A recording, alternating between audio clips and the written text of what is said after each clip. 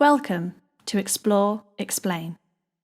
This is a long-form video and podcast series sharing conversations with data visualization designers and developers from around the world. Each episode explores the detailed hidden thinking behind a single project or a series of related works to explain the what, the why, and the how of the design process. There are some wonderful guests and some wonderful projects to learn about. So let's jump in to today's episode with your host, Andy Kirk. Hello and welcome to another episode of Explore, Explain. Today I'm delighted to welcome Gurman Bhatia. Gurman, it's a pleasure to meet you finally. For the benefit of the listeners and viewers, can you briefly introduce yourself, please? Sure.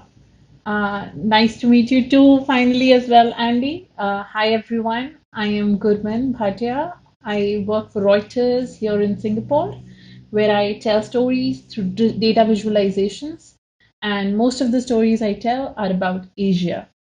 So yeah, that's me. Fantastic. And it's on that topic that we're going to look at one visualization piece that you worked on last year. And it's about the India elections of 2019, a project titled The Figures Behind the Faces, which is a clever title, which we'll come on to later on. But for the benefit especially of the listeners who can't see the work, can you just give a quick, brief overview of what this is, what people will see? Yes. So the piece essentially visualizes the scale, criminal cases, and wealth of all the candidates that contested in the 2019 general Indian election. And when I say all candidates, it's more than 8,000 candidates. And the thing about the piece that it visualizes all of this using their photographs. So yeah. So it's a very explicitly visual piece, is this, and it's amazing to see all these faces coming together. And we'll come on to the kind of challenge of collecting that data in a short while. Just to sort of begin our story then, the backstory for this work. In the mechanisms of Reuters, how does a piece like this get commissioned? How do you get commissioned to do such a piece of work like this? So basically in 2018, in December, I was back in India and I visited the Delhi office there and all the reporters that were going to be covering the election.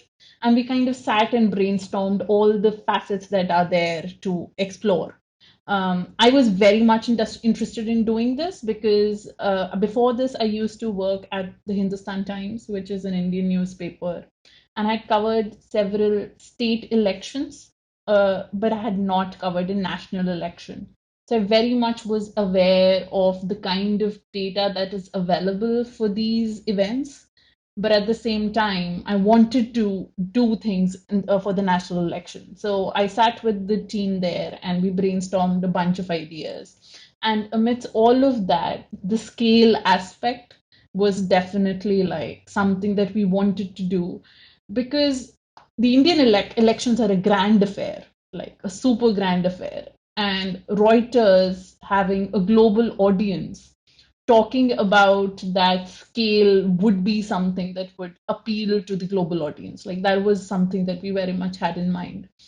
So yeah, that happened. And then, so in that list, there were two things. There was one, there was scale. And there was one thing that I wanted to do with candidates contesting with the same name. Now, this is something that happens very common in India. Like on a seat, people will, if there's a major candidate, somebody will put in basically dummy candidates. They'll pay people to stand if they have the same name to confuse voters.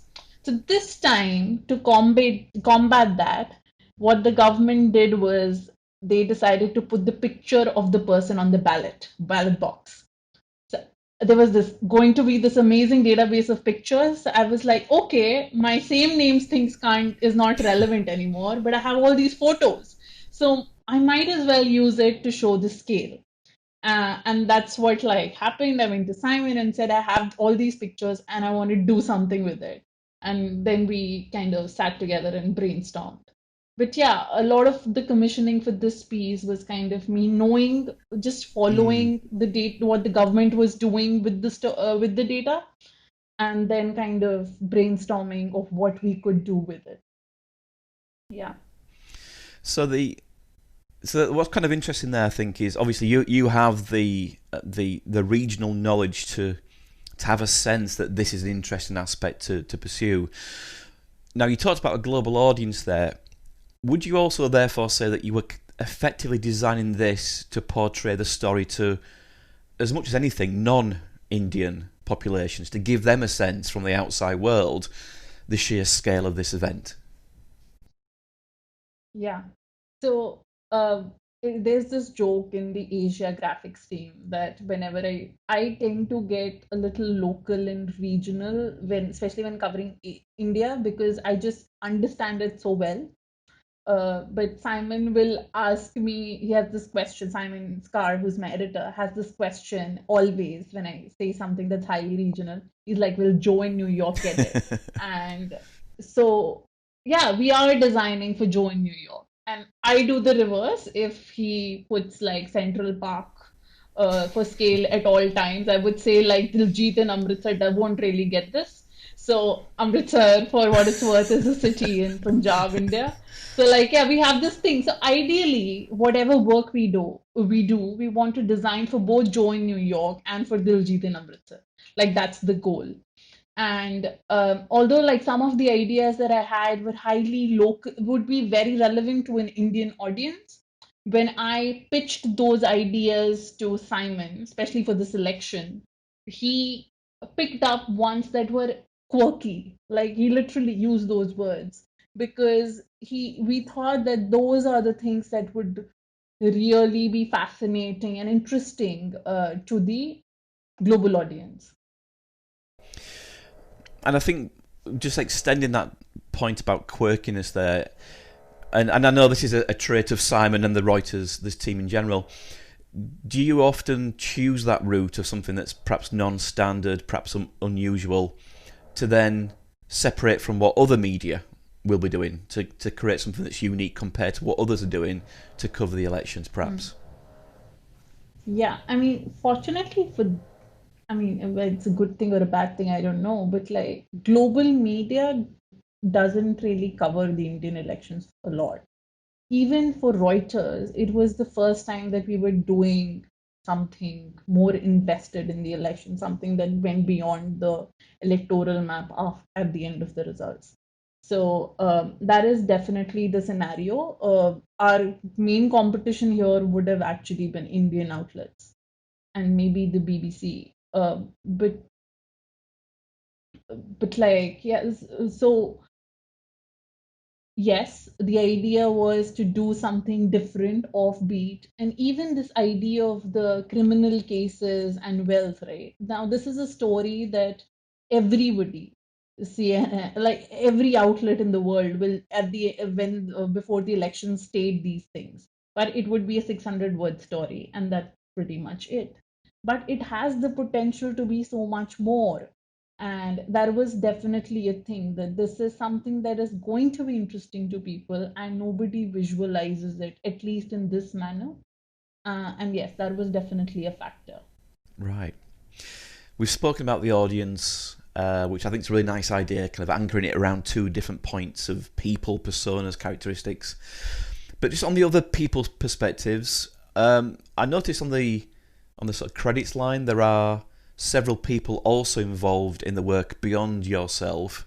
Although we'll get into the details of the design choices later on, can you just speak to how that team operated and what different roles that you fulfilled? Right. So in this scenario, like most of the data collection, scraping, etc., I did. Manas helped out with some of the graphics. Manas Sharma also is on the Singapore graphics team. So yeah, he helped with some of the data verification, and he made the chart, the A chart that you see at the bottom. Like there was a bunch of data verification that had to be done, and I'll explain that when we come to that section. But like yes, so those were the aspects, and then within the story, you will see some responses from actual candidates and other reporting and regional context. for that, we have reporters in the bureau, in the India bureau, who have been covering the election. So we took inputs from them, and that's kind of how we do most graphics here. That like we will come up with the visuals, but we will take inputs from the bureaus to kind of enhance and add additional context to the stories. Right, that's interesting. So you blend your journalistic skills, your graphic skills, but also you validate, verify, and get the expertise of others to make sure that this is a trustful representation of the subject, I guess. What were the kind of key milestones, the key timescales, and also how did you manage your time? Because I guess this could be something that you might normally have maybe 1 or 2 days to pull and to turn around. This might have been a slightly longer, more preemptive project. So what were the sort of timescale pressures that you faced? So the election was actually on the 23rd, and this was on the 18th. Okay, right. So yeah, so I was itching to publish this so that I could focus on the live results. And yeah, so I had to get it out because I had no time left for the result. And there was a lot to be done a lot of work left for that too.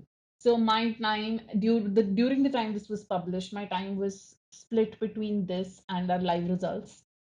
And we pulled in Manas on the live results, but we didn't have any more resources to use on the Indian election story because the plan was to kind of start in March, April, but during that time there was an attack in Sri Lanka, and that's not something that you can anticipate. And we went all hands on deck on that, and we're a very small team. So with like 4 5 people to be able to do everything is next to impossible. So we had to be very picky about what we do and kind of go from there based on the best we can do in the amount of time that we had. So did that then, and we'll come on to the contents shortly, did that lead you to have to compromise in any way? Were there things that you wanted to do that ultimately you didn't have the time to do because your resources are so spread out on many other demands? I think for this project, like, fortunately, I didn't even have the time to think what more I would like to do. But there are other things that were part of the data set that like they also talk about education. There is also, so one thing that I've been very interested in is the length of tenure of different candidates. How many times do they contest and fail, and those kinds of things. So, but that's very hard to do because the data is not in that format where the name spellings can be different, their parties can be different across time. So there has to be done a lot more work to be able to do that kind of analysis. So yeah, maybe that was something that we could have done but didn't end up doing. And if we talk about the initial ideas that you might have had, you talked about the brainstorming process that you went through. This is obviously a very visual piece. We see all the people, we see all the photographs, and it brings a certain, it sort of humanizes the numbers. It brings, faces to these people. If you were to think back to your perhaps initial ideas or initial sketches, what would they have looked like? Would they have looked very similar to what we see on the project now? So you do see quite a bit of it. My initial idea was that I wanted that long scroll that the story starts with. So basically, for the benefit of the audience, I'll just explain like it's a grid of photos of everybody. And as you scroll through it, it tells you a story about those people. And that scale idea, that to scroll and scroll and scroll to get to a single woman, or to scroll and scroll and just tell bits and pieces about the people as you scrolled past their faces. That was an idea I had from the beginning. Like, I wanted to be able to do that. I wanted to have a narrative within the photos. As far as the tree maps idea is concerned, so again, I'll explain. There's a section where the wealth is represented through a person's photograph. The more wealth they have, the bigger the photograph, and it kind of shows uh, the proportions of different parties. That idea Simon suggested, actually. He, while I was like, okay, he was like, yes, we have these photos, that's great. We can do a grid with it, yes, but what more can we do that goes beyond than like filling a page with faces? So he was like, what if we put them on a tree map? And I thought that was interesting, and so I tried that, and different variations, designing it, figuring out what's the best way to position the photos, what's the best split. Do we split it by party? Do we split it by gender? Do we split it by other things? So that was more exploratory, but the scroll idea was definitely there from the beginning. And I think there's something interesting about almost the physical demands of scrolling, and it takes a while to get through, and there's almost that sense of, you get the sense of scale through the amount of content you're seeing, but also through the sheer act of having to scroll before you even get to, as you say, the first women candidate, which I think adds that extra, almost sort of tactile nature to the sheer scale of the work, which is fantastic. The other thing I just wanted to touch on, you've already mentioned the challenge of collecting the data with regards to the photographs, because you knew that they were something that would be there. You also mentioned that there were other elements of data that ideally you would have collected but would be hard to do and to also verify. Can you just speak to the mechanics of gathering the data, where it came from, what you had to do once you'd collected it, the things that you had to do to kind of clean and verify the data contents? So the way Indian elections happen is because you have a lot of people that have to go out and vote, and a lot of seats where the elections are being held. Uh, it would take 7 phases for the elections to take place. So the whole process lasts 2.5 months or so, which makes it hard for me, but it also like is hard for the government. So the photos that you see were coming being released by the government in parts. So I first got photos and candidate names for the all the data for the first phase. Then I got it for the second phase. Then I got it for the third phase. So like I kept getting it in bits and pieces. So I had to wait for all of it to come before I could do anything. But even in the beginning, so what happened was there's the election commission that will release the photos, and as well as the party names and the candidate names of who was contesting from what seat. And then there is a non-profit organization called Association for Democratic Reforms.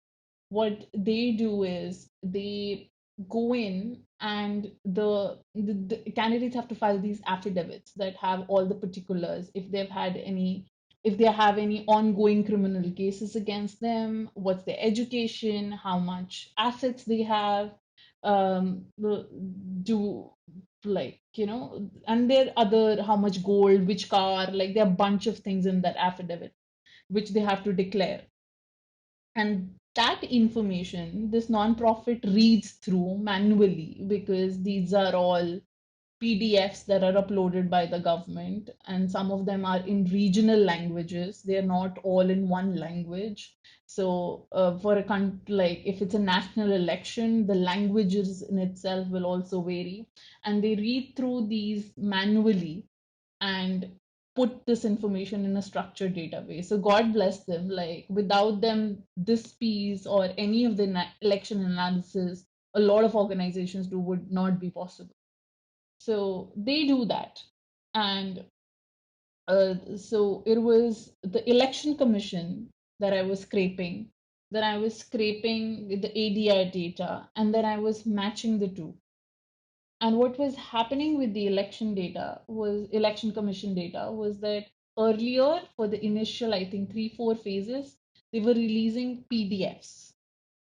So I had photos in PDFs. So I wrote a script that would like download all those photos in the PDF, put them in a folder, look at the order they show up in, and then I had to match it with the ADR data. And like I was having nightmares that I'm gonna put like the wrong number of criminal cases next to the wrong person because the matching process was like, yeah. So that was that always gave me anxiety. Like that's the worst thing that could happen.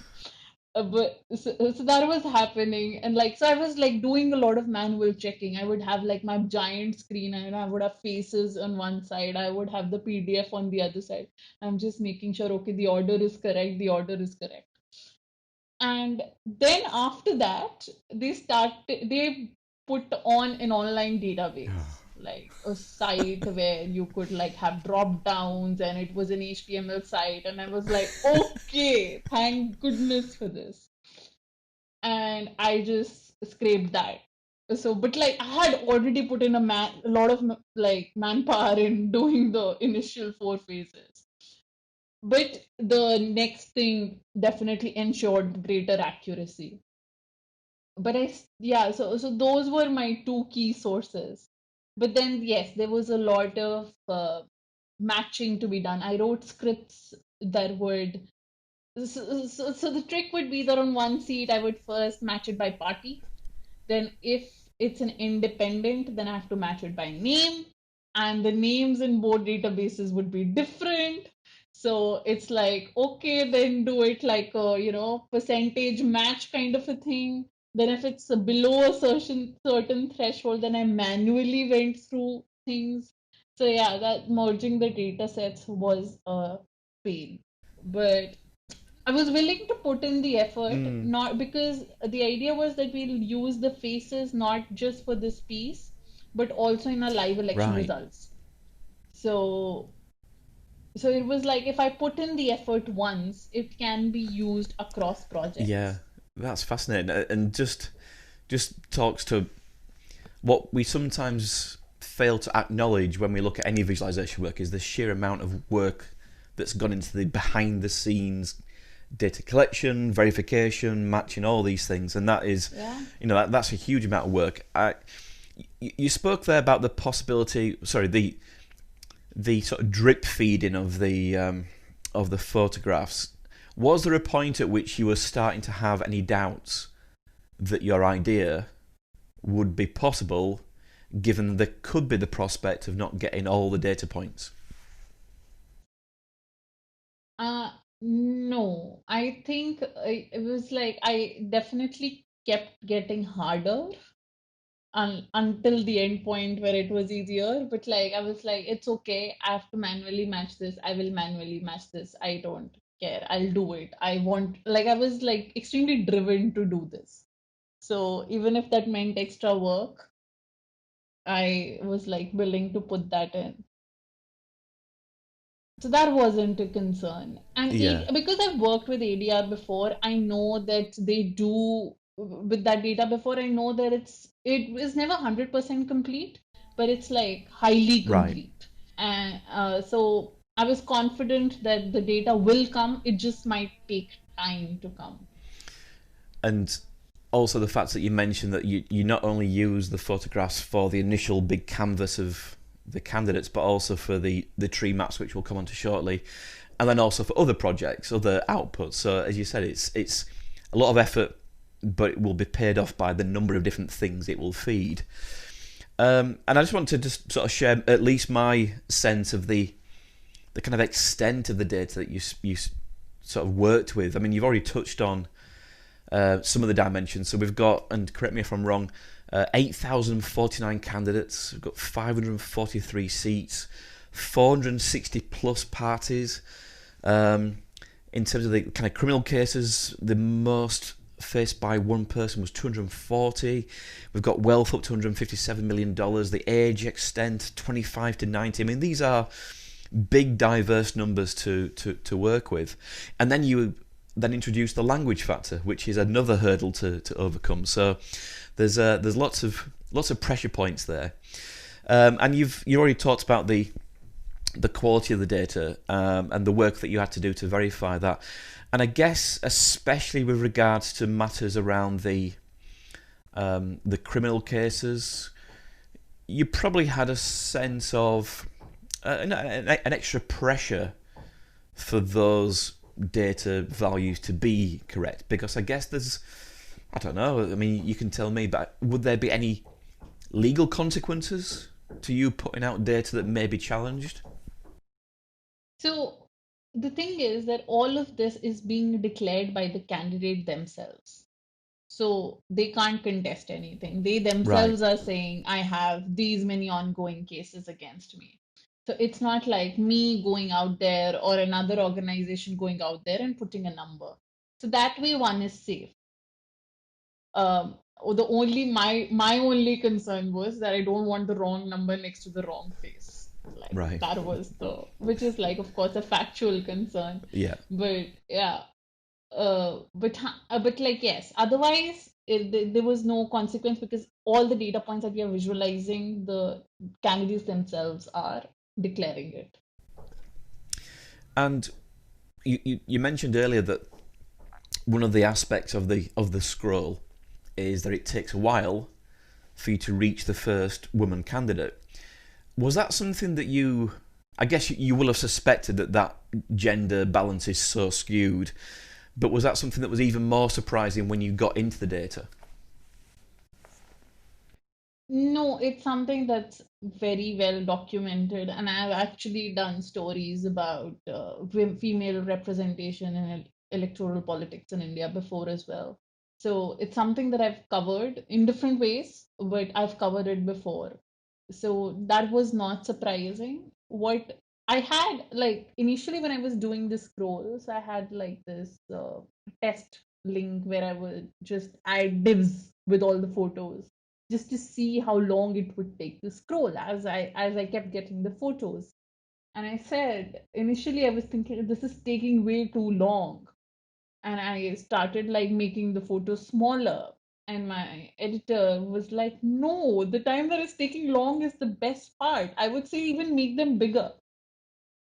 So yeah, so I don't, it was not surprising to me, the female aspect. And yes, I did have it in mind that I want to play to that time-taking factor for that. And I think it works really well on that front. And if we move just further into the discussion about the editorial choices and the chart selections, and if we kind of go through the contents, as we've said, the first thing is this huge display, this big canvas of every candidate contesting the elections.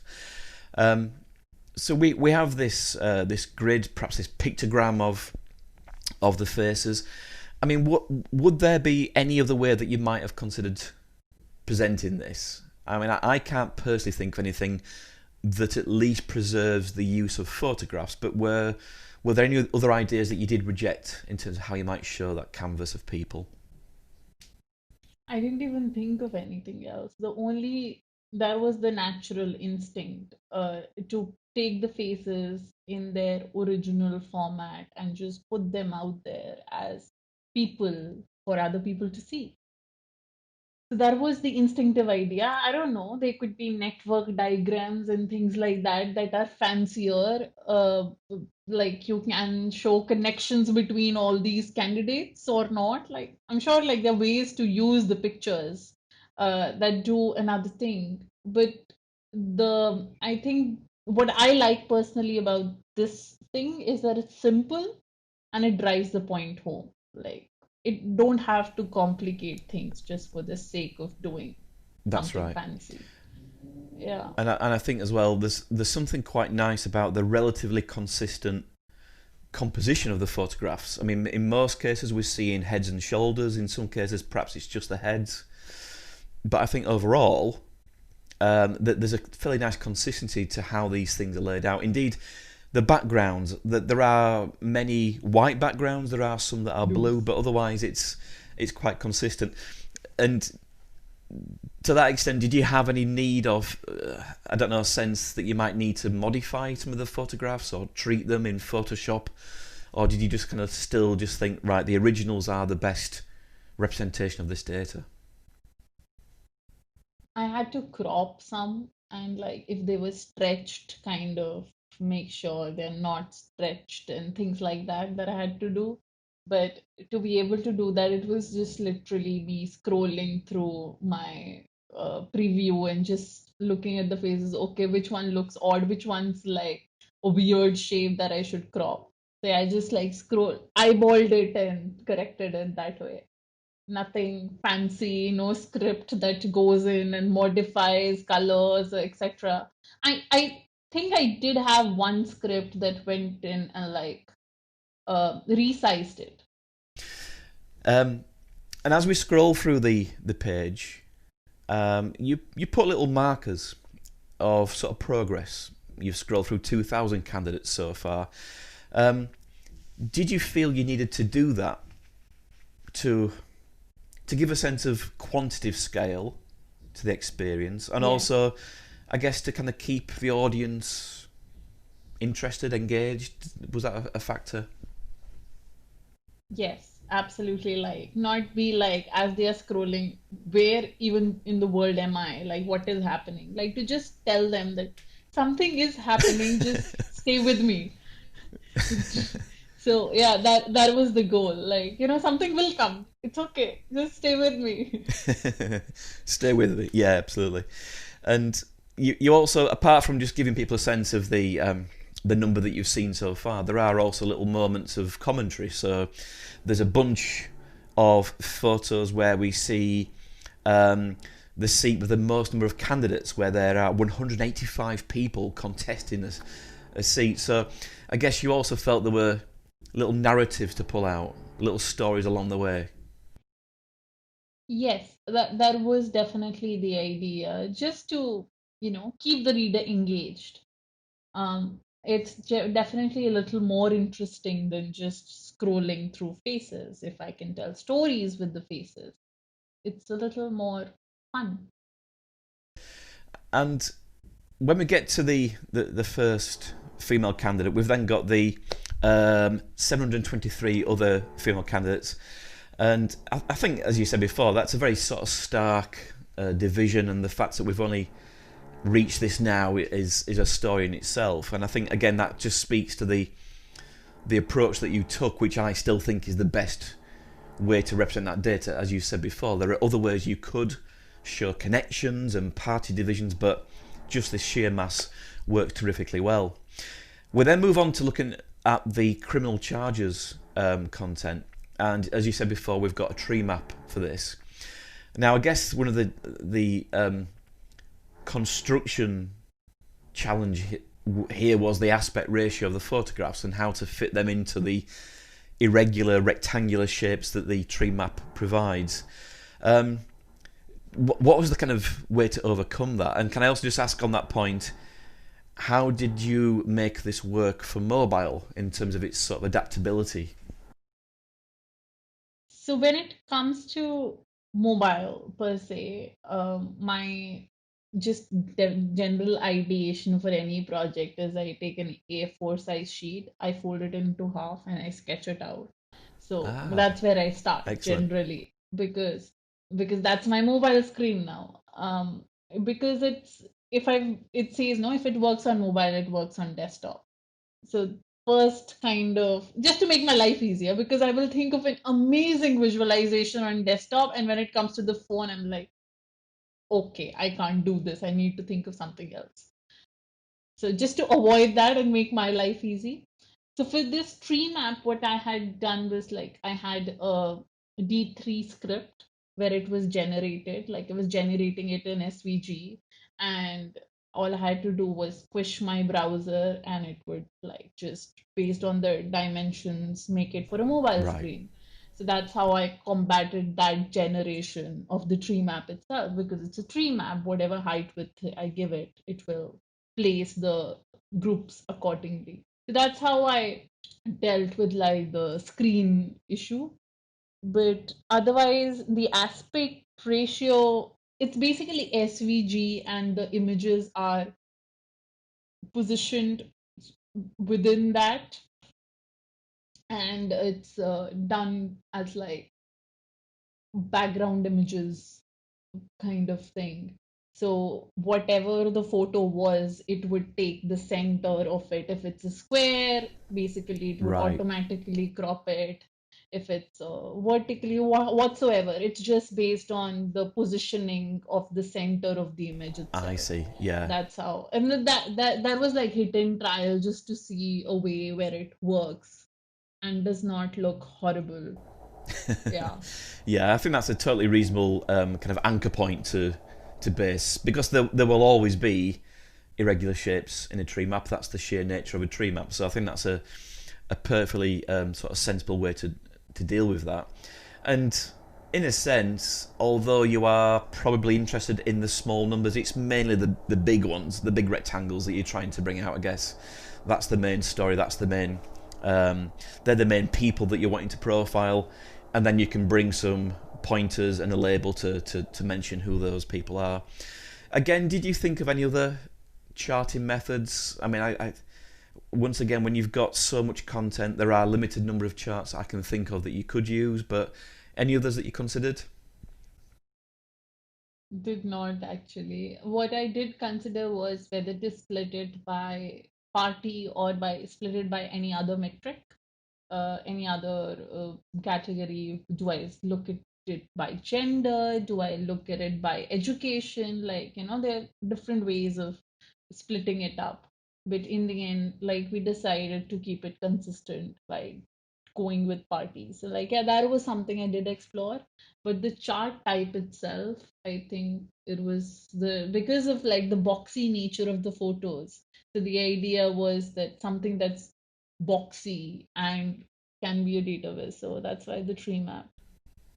That's right. Yeah, I as I said, I think it's the one of probably the only method you could use for that. I mean, you could you could do a bar chart, but that would be terrible. So, and as you said, I think perhaps the main decision point there is the editorial choice of how to slice it up and how to group things up by the parties. Moving down to the next section, which is another tree map. This is looking at the money, the wealth of the candidates, and I guess it's the same treatment. We've got a tree map broken down by the party. The same mechanics of handling the photographs is applied there, and it seems to me, and this data set looks like it may be slightly more varied in terms of the richest down to the poorest. There's lots of smaller sort of rectangles in this. Did that ever lead you to feel that you might need to apply some kind of threshold for cutting off certain candidates, or would it always be every candidate? The idea was to keep everything. If they get super small, that's fine. That also tells the Mm. story. Like the small box Mm. is the story in itself. So yeah, the idea was to keep everything so that the true proportion of things is something you do get a sense of. Yeah, because I would imagine that although everyone has some wealth, even if it's very, very small, not everyone will have a criminal case, so that'll probably have fewer members, whereas this has full membership, I guess, in terms of the data set. I think sorry, even within that, there might not be full membership, in the sense that if someone does not Right, declare things. So keep in mind that both those charts is based on what a right. person is declaring. Yes, if criminal cases, if they don't declare criminal cases that they have, their candidature themselves can be forfeited. So, but wealth is a little bit tricky. What if it's not in their name, in their husband's name, or their wives' names, or their kids' name, right? Like if it's not in their name. So yeah, there are ways to get around it. So yeah. That makes sense.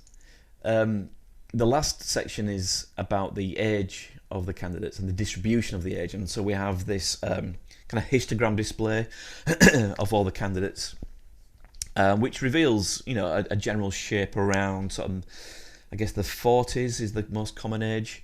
I think the interesting point about this, apart from the extremes, the oldest and the kind of youngest group, is the way that you only highlight a couple of the parties and then you kind of group others together. Whereas in the tree maps we had more discrete categories of different parties. What was the thinking there for why you felt this needed to be sort of rolled up to a sort of more summarized view? So the parties that we've highlighted are the major parties, two major parties in the country, which is why we chose to highlight them, because even majority of the candidates that win come from these parties,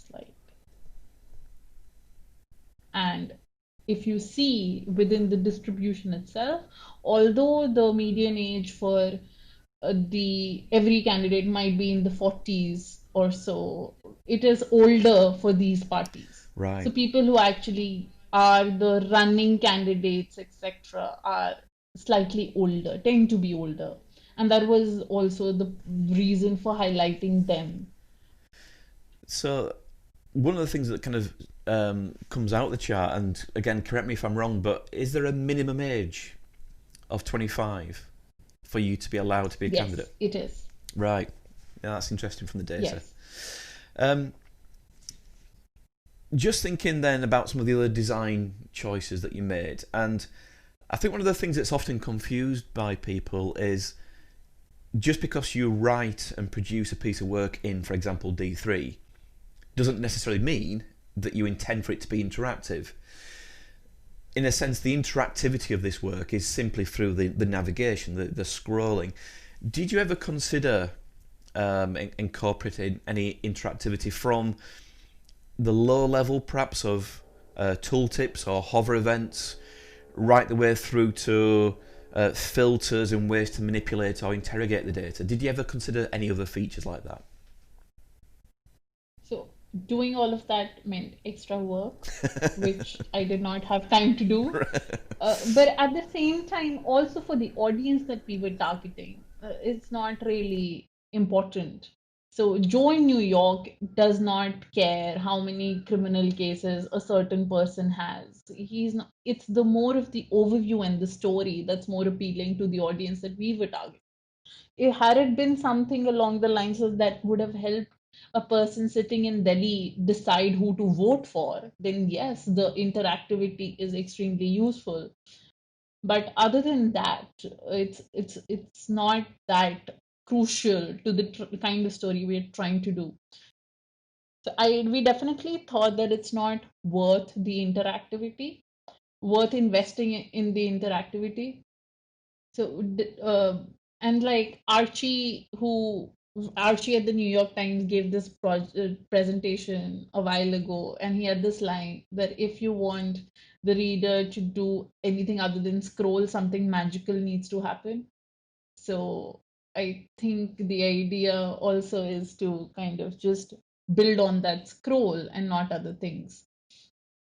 That was one aspect. Another aspect was that had I put in interactivity and things like that, I would have had to come up with an efficient solution to load these many photos. Right. So that's also a tech problem. Sending 8,000 calls is not going to be helpful if I do a sprite and like positioning, and this is like extra work to think of an efficient way to load 8,000 photos. So just to like the amount of effort that would have required was definitely not worth it in telling the story. The interactivity would not have told a better story. Yeah.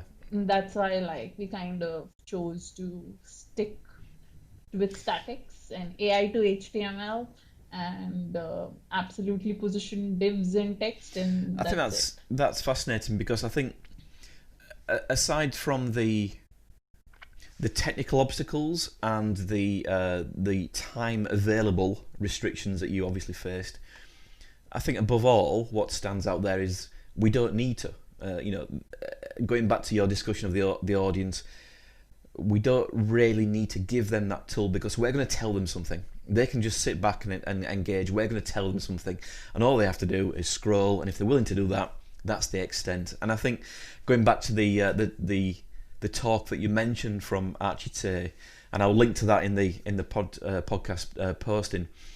I always feel that was quite a seminal talk because I think it forced people to think with a bit more discipline about why would you incorporate certain interactive features? Why do you abdicate responsibility and give it to the audience to do all the work?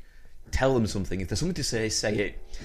Maybe at the end, once you've piqued their interest, give them a tool to explore, but don't do it because you can, do it because you should. And I think that's a really important thing for us all to bear in mind. Just covering off the last few features, so the annotations, I talked about at the very start how I loved the title, The Figures Behind the Faces, which works on lots of different levels, the figures, the faces, the figures, the people, the figures, the numbers.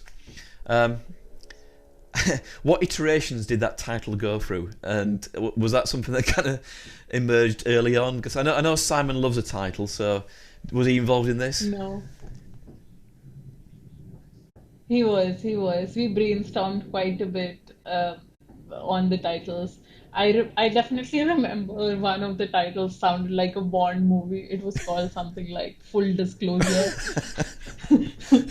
So we do come up with like a bunch of options and we kind of brainstorm, and then it's like, okay, something with figures, something with faces, and like, yeah, it's basically at that time we were using Slack. So on Slack, it's like, okay, option 1, 2, 3, 4, 5, and then the result would be a mashup of 2 or 3 of those.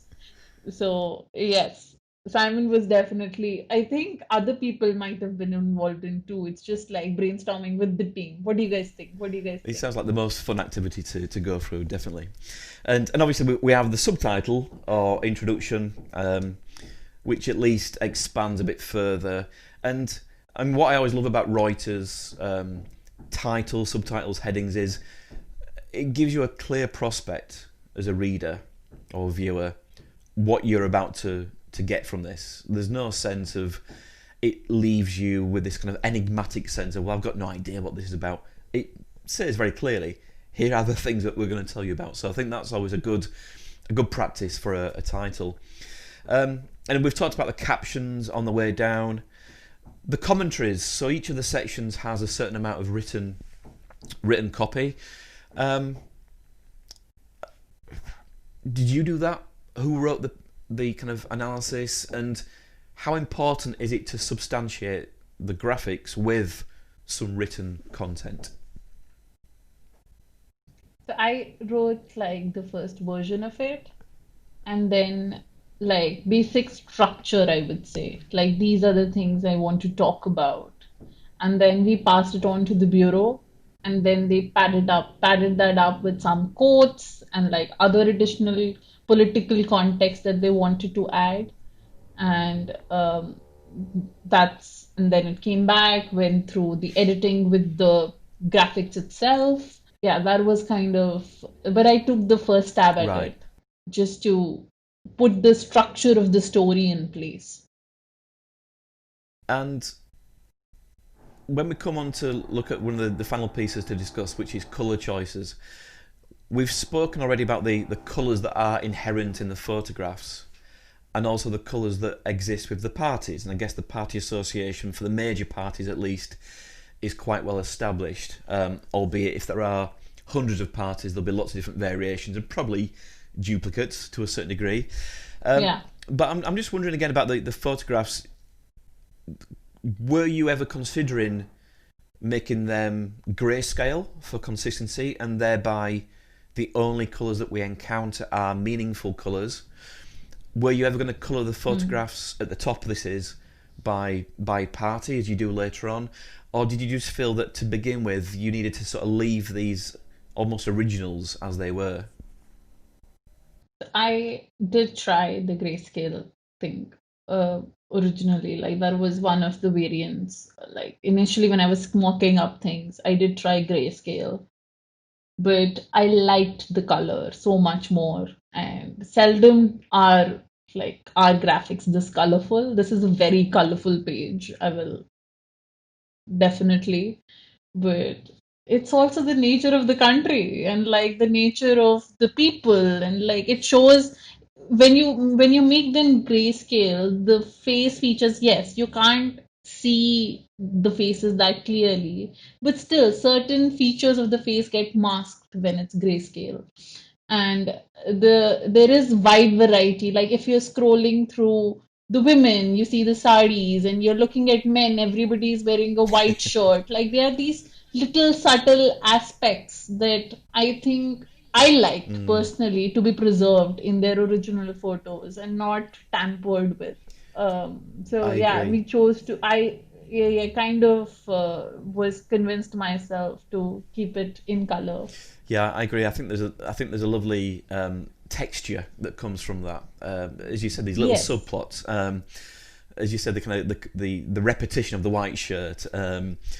Even just things like the sort of facial hair that does have and preserves that little sense of granularity. Yes. And as you say, India is such a vibrant, colourful country. I mean, that's kind of what I always think about instinctively as the aesthetic of India. It's so richly coloured, and I think that makes a lot of sense from that style point of view. The last thing to talk about is just the composition choices, the layout choices. You've spoken already about the photo sizing, both in terms of the temptation possibly to make them bigger, but also then the handling of the photos in the tree maps, and also the responsiveness for mobile. I guess the only other thing I want to ask about the composition was the sequencing, in terms of why was your thought to go from the photos to crime to wealth to age? What was that sequencing sort of based upon? The photos first because it was a very good hook.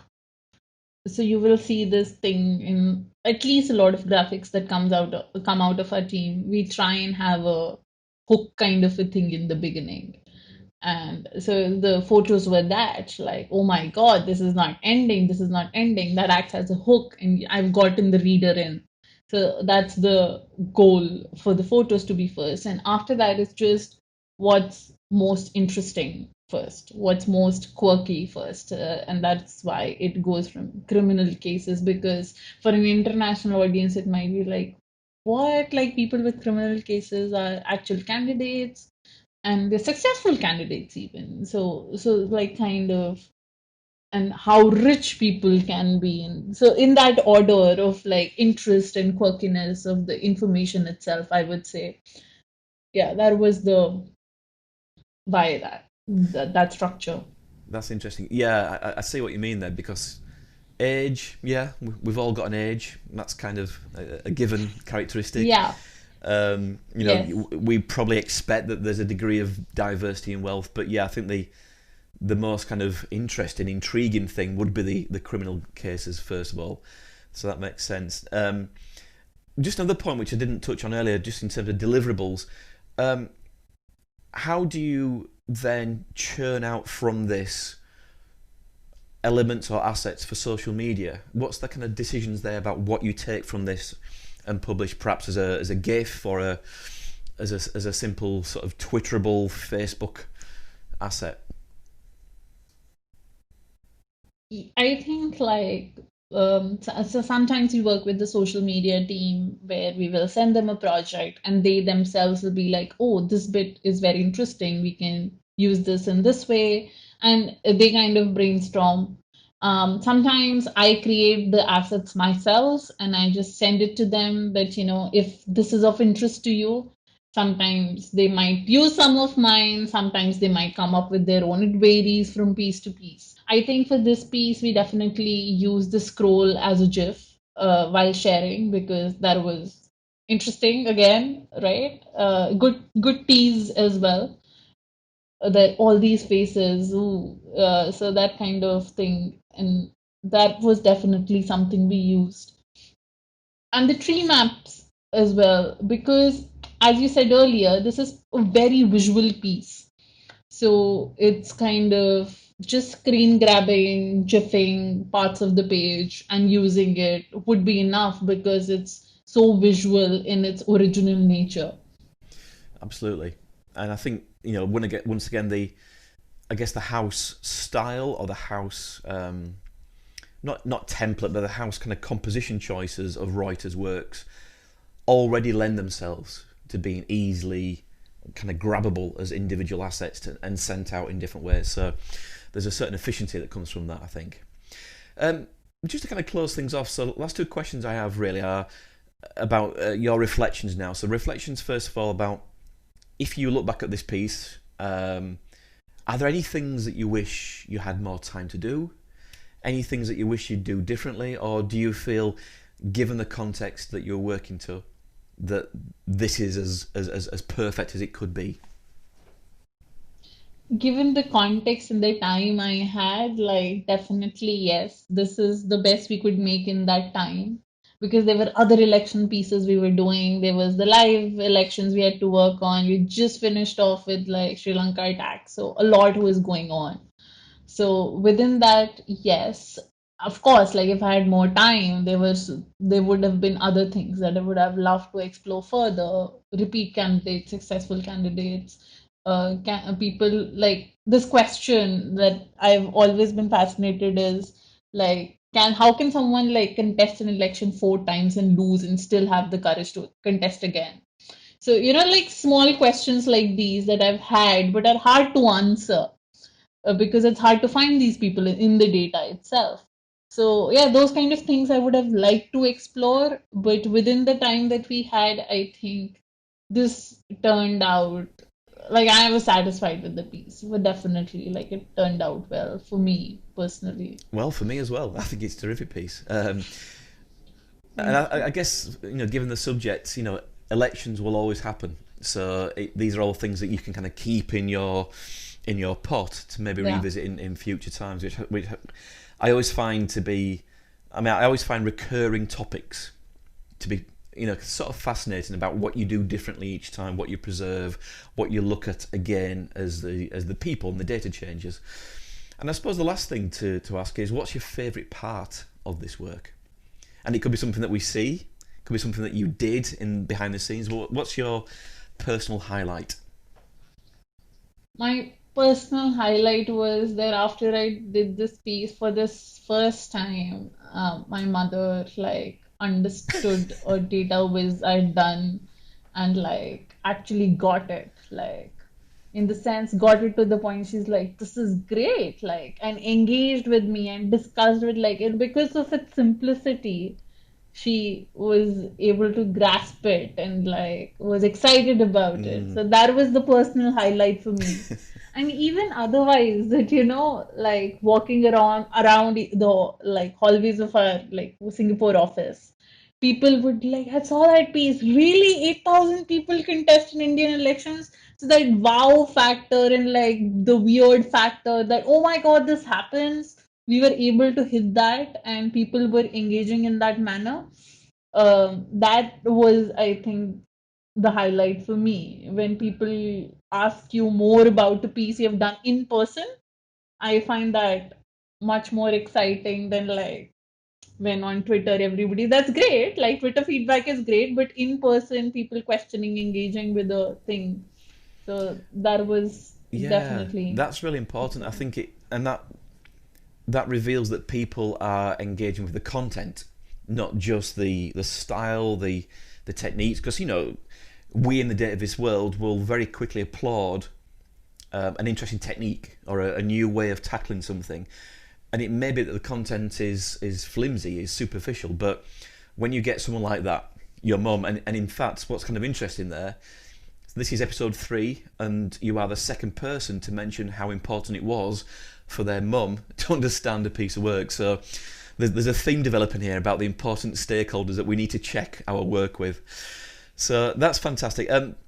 Lovely to meet you. Thank you ever so much for going through that project. It's a terrific piece, as I mentioned, and I've loved all your work since the Hindustan Times days. So I look forward to seeing what you do going forward. Thank you, Gurman. Thank you to everyone watching and listening, and we'll see you again soon for another episode of Explore, Explain. To see more information about today's episode, including some links to key sites and resources mentioned, please visit my website at visualizingdata.com. Here you'll also be able to find details about my book, information about my public and private training courses, as well as over a decade of blog posts. If you've enjoyed this series, please consider liking, subscribing and spreading the word. See you next time.